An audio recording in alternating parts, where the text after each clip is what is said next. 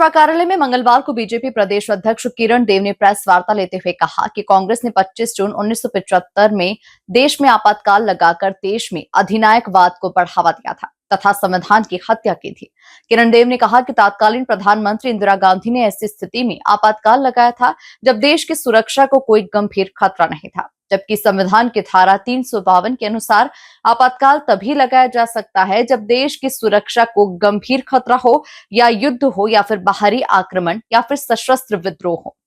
उन्होंने कहा, आपातकाल भारत के मजबूत लोकतंत्र में एक अविस्मरणीय काला अध्याय है। कल ही के दिन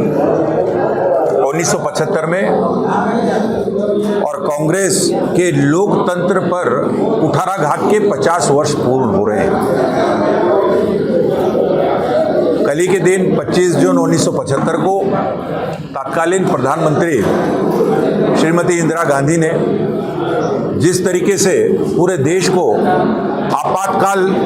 की चपेट में ला दिया, वो हमारे देश के लिए काला अध्याय है। प्रधानमंत्री बने रहने के लिए, क्योंकि उस वक्त देश में जो अस्थिर वातावरण था, आर्थिक मंदी थी और जिस तरीके से उनके प्रति लगातार सरकार में रहकर अलोकप्रिय निर्णय करने की जो स्थिति बनी हुई थी, उसको लेकर देश में अलग अलग जगहों पर, चाहे गुजरात हो, बिहार हो, अलग प्रांतों में और आंदोलन खड़े होते, छात्रों के आंदोलन खड़े थे और उसको दबाने के लिए और स्वयं प्रधानमंत्री बने रहने के लिए आपातकाल लगाने का ये घृणित कार्य 25 जून 1975 को श्रीमती इंदिरा गांधी ने किया था।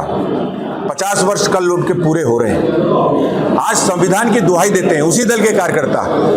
जिन लोगों ने समय समय पर संविधान को बार बार तोड़-मड़ोड़ कर पूरे देश और विश्व के सामने रखा है, प्रस्तुत किया है। इसका जीता जागता उदाहरण है आपातकाल।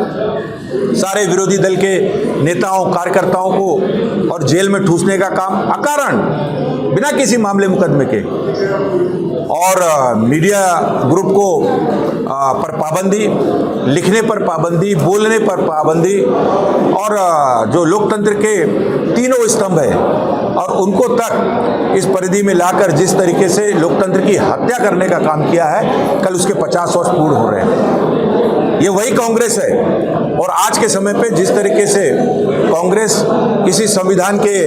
एक किताब को लहराते हुए और पूरे देश को भ्रमित करने का प्रयास कर रहे हैं, आज आदरणीय प्रधानमंत्री जी के नेतृत्व में और सैन्य बलों की क्षमता जैसे बढ़ी है और हमारे आर्थिक स्तर पर जो सुधार हुआ है और जिस तरीके से देश आगे बढ़ रहा है, ये कांग्रेस से पछता नहीं है। संविधान की दुहाई देने वाले कितने बार और संविधान की अनुच्छेद 352 का दुरुपयोग करके और कई चुने हुए सरकारों को भंग करने का काम किया है अपने हित के लिए, कांग्रेस के हित के लिए, स्वयं प्रधानमंत्री बनने के लिए। ये देश को समझने की जरूरत है। 50 वर्ष पूर्व एक जनरेशन चेंज हो गया और आज वही लोग संविधान की दुहाई देते हैं, संविधान की रक्षा की बात करते हैं। सेना के जो साहसिक कदम उठते हैं, एयर स्ट्राइक होते हैं, और जब पहलगाम की घटना का बदला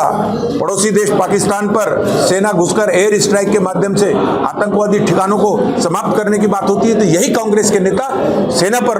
प्रश्न चिन्ह लगाते हैं। तो इस तरीके से इस काले अध्याय को, क्योंकि इसको इसलिए याद करना जरूरी है कि ये लगातार संविधान के रक्षक बने घूम रहे हैं, लेकिन संविधान को अभी तक जब जब सरकारों में रहे, ये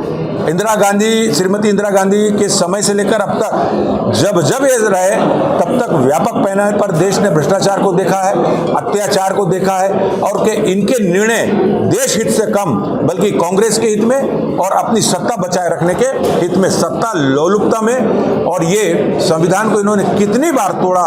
मरोड़ा है, यही आज मैं आपके सामने आज इस प्रेस के मीडियम से मैंने अपनी बातें रखी हैं। और कल इसका 50 वर्ष पूरा हो रहा है। देश की वह जनता, नई पीढ़ी, उनके समक्ष निश्चित रूप से यह विषय आना चाहिए कि संविधान के दुहाई वालों ने संविधान के साथ कितनी बार और किस तरीके से छेड़छाड़ किया है, यह विषय आपके सामने आज मैंने रखा है।